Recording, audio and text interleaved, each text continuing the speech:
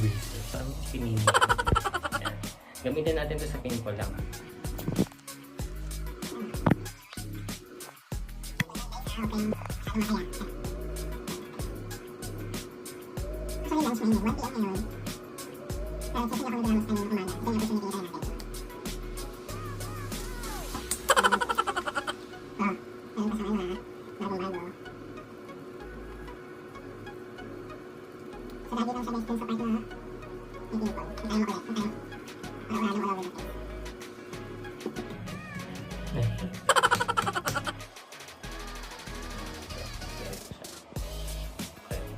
Tapos dito lang siya sa part na yan.